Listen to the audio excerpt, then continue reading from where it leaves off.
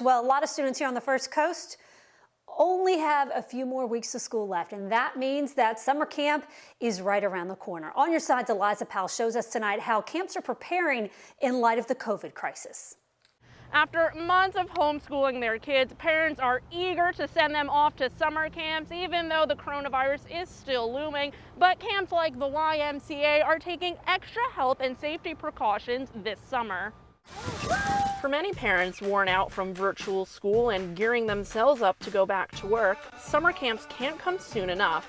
But camp is going to look a lot different this year, starting with curbside sign-ins and health screenings. We'll be taking temperature of both the children and the staff. Candace Burrows, who oversees all YMCA day camps on the First Coast, says they're ramping up health and safety precautions for campers and staff to mitigate the spread of coronavirus. All of our staff will be required to wear face masks at all times throughout camp, and then everybody as they enter into the facility will immediately wash their hands.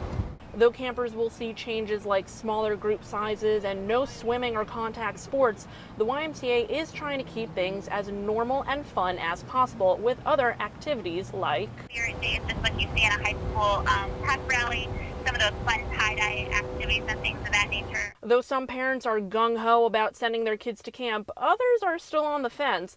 Burrows suggests parents call the camps to address any concerns. And see what they're doing to meet the guidelines of what the CDC is asking us to do.